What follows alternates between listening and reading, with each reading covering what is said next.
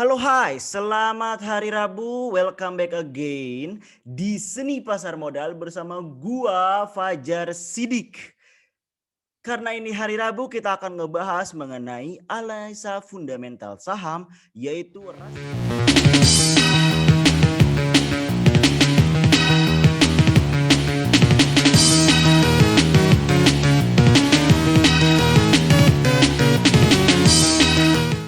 Gimana kabarnya? Apakah sehat selalu? Sahabat SPM dimanapun berada, ya gua harap selalu sehat. Dan jangan lupa untuk menerapkan program 3M dari pemerintah ya. Menjaga jarak, mencuci tangan, dan memakai masker. Karena sekarang udah masuk ke yang namanya ada virus baru katanya dari Inggris tersebut. Udah masuk ke beberapa kota di Indonesia.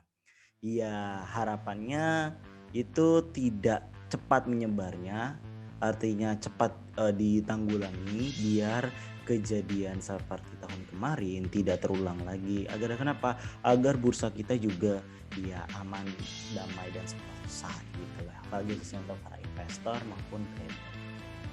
Oke, hari ini gue akan ngebahas mengenai earning per share. Apa itu earning per share? Earning per share itu bahasa sederhananya itu adalah laba. Sebagai investor, laba yang diinginkan adalah dari waktu ke waktu harus mengalami kenaikan. Jangan adanya penurunan. Walaupun adanya penurunan, ya kalau gua pribadi ya, di toleransi itu kurang lebih 10%. Jadi kalau penurunannya masih 10% itu masih dianggap wajar kayak gitu. Tapi kalau udah lebih dari 10% itu harus ditanya lagi nih, harus diperhatikan lagi nih, why? Big questionnya itu why. Gimana bisa mencari why-nya? Carilah di laporan keuangan kayak gitu. Ada banyak perusahaan-perusahaan yang sebenarnya earning per share-nya bertumbuh, tetapi gara-gara COVID, gara-gara corona, pertumbuhannya itu mulai tersendat, nah akhirnya mulai menurun yang signifikan. Itu termasuk dalam kasus anomali atau terkecuali ya, karena lagi dalam kondisi pandemik. Tapi kalau lagi kondisi normal dia fluktuatif, ya udah deh jauh-jauhin deh perusahaan-perusahaan yang kayak gitu kalau untuk tujuannya long invest. Kenapa? Karena manajemennya aja nggak yang namanya konsisten menghasilkan laba dari kuartal ke kuartal ataupun dari tahun ke tahun. Karena pertumbuhan yang fluktuatif, pertumbuhan laba fluktuatif itu akan mempengaruhi terhadap kinerja manajemen. Kita bisa menilai manajemen ini sebenarnya niat nggak sih untuk laba, niat nggak sih untuk ekspansi dan sebagainya. Kalau laba terkuras gara-gara untuk ekspansi, itu masih bisa ditoleransi. Tetapi kalau laba berkurang tetapi gak jelas nih karena apa? Apa fokusnya ke bayar hutang ataupun kemana? Ini harus diperjelas dulu gitu loh. Kenapa laba ini kenapa laba ini berkurang gitu. Lalu ngaruhnya di mana laba ini? Earning per share akan mempengaruhi dalam perhitungan yang namanya perhitungan nilai intrinsik dengan metode discounted cash flow DCF. Apa itu metode DCF? Jadi metode DCF itu adalah salah satu metode perhitungan nilai wajar yang berdasarkan pertumbuhan laba. Untuk lebih jelasnya bacanya di sini. Buku Millennial Investing ya. Mumpung lagi promo sampai tanggal 30 Maret ini gitu. Nah, kita lanjut lagi. Laba yang diinginkan itu bertumbuh. Walaupun ada pertanyaan kayak gini. Kalau labanya minus atau earning per share-nya minus gimana? It's okay, nggak masalah.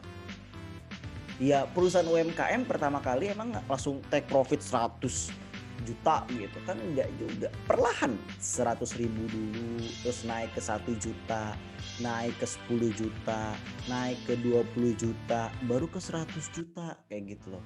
Nah ini juga sama.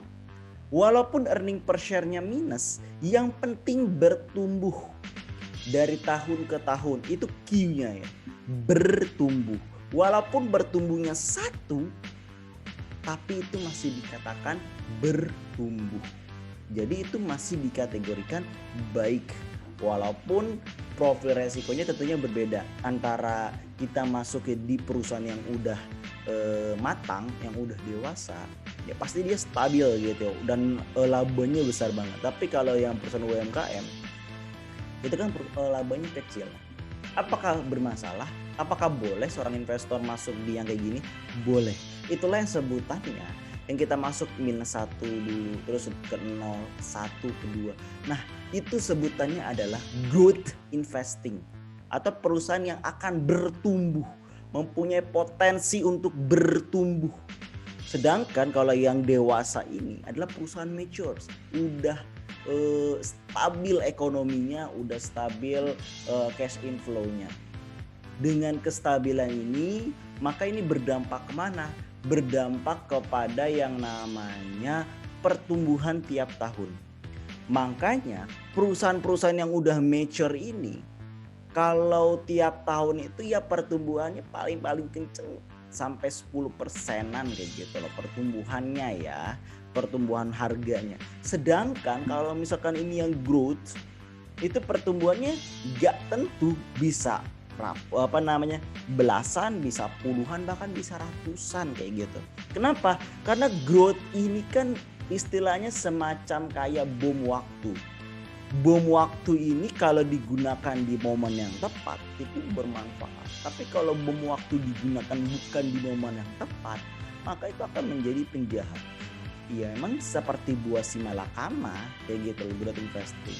Makanya growth investing ini cocoknya untuk yang namanya profil resiko high, sedangkan profil resiko low itu cocoknya di yang tadi, yang perusahaan yang udah dewasa, yang udah mature, di mana pertumbuhan labanya konsisten gitu. Tetapi nggak disalahkan juga. Oleh karena itu digabunglah antara yang istilahnya kita pengen perusahaan dewasa tetapi masih harganya masih harga UMKM. Apakah ada? Jawabannya ada. Di mana mencari itu? Baca aja buku Millennial Investing.